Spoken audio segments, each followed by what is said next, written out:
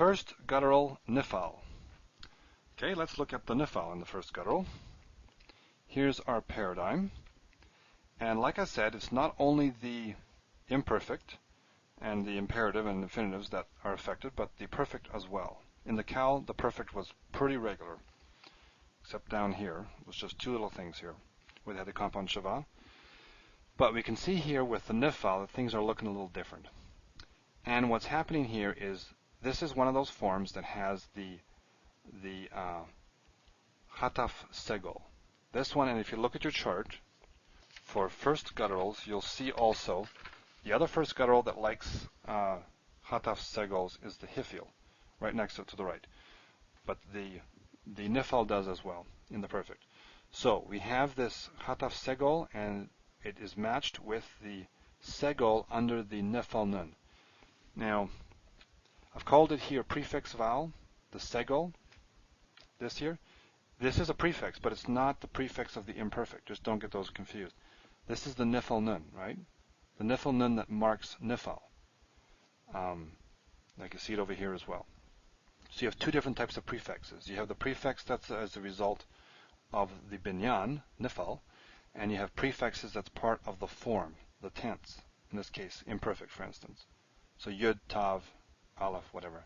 These are the prefixes that are there because of the form, the tense.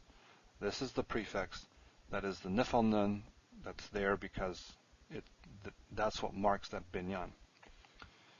Anyway, what we have here is Segol all the way down and Hataf Segol here. Here we have Bairul Shava. We have a full Segol because we can't have two compound Shavas or two Shavas in a row, and so this one goes to the full corresponding short vowel. So here and down here. Okay.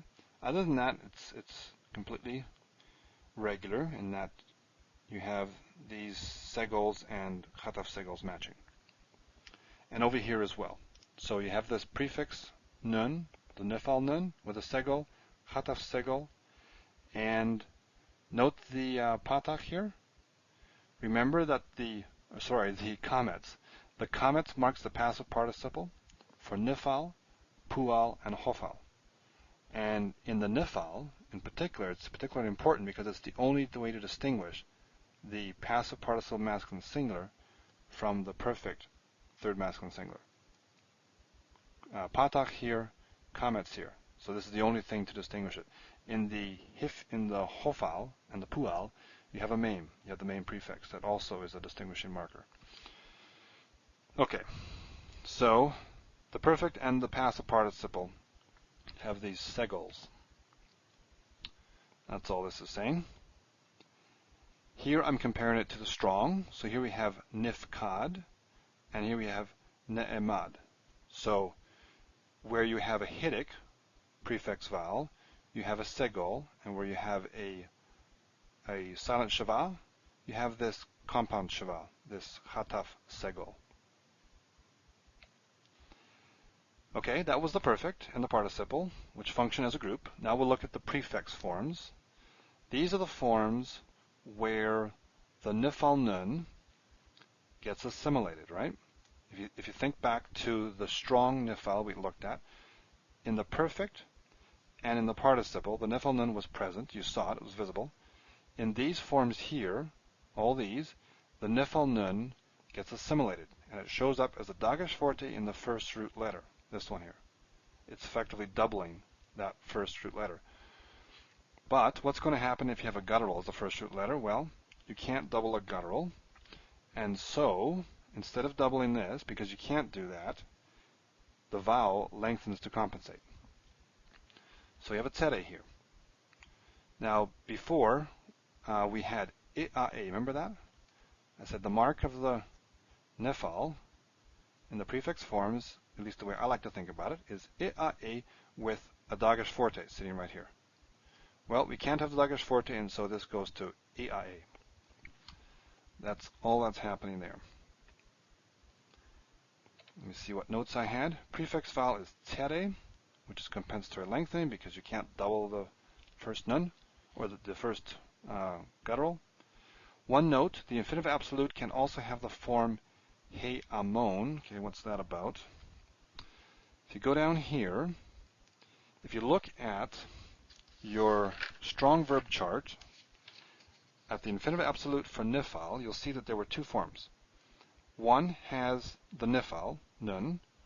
Nif code is what it was for the strong verb. So nif code. So here's your pakad, here's your holon vav that marks the, or maybe it's there, maybe sometimes it isn't there, maybe sometimes it's just a holon. But your holon or holon vav marks the infinitive absolute, and you had the nifal nun. The other option was with a hey, that corresponded to the hey you had here. Remember in the nifal has a hey in the imperative and the infinitive construct. Makes it look a bit like a hifil, but it's not. So the first guttural nifals also have a version that have a hey. This is the version with the nun. This corresponds to this. You have a patach there and a chataf patach corresponding to these two. But the version with the hey looks like this. You have hey amon. Presumably what's happening here is that the tzere is lengthening because you can't double the aleph, just like all these ones are lengthening. These are all lengthening because you can't double this. So, just a small note. That's also available. And one more thing, I guess, or two. No, just one. Okay, here I'm simply comparing the strong verb with these first guttural nifals. So strong nifal and first guttural nifal. Here's your a. Remember I talked about that? A with your dagesh in the first root letter. You can't put a dagesh there, and so instead of having a, you have a. Okay, no dagesh. So there you have your first guttural nifal paradigms.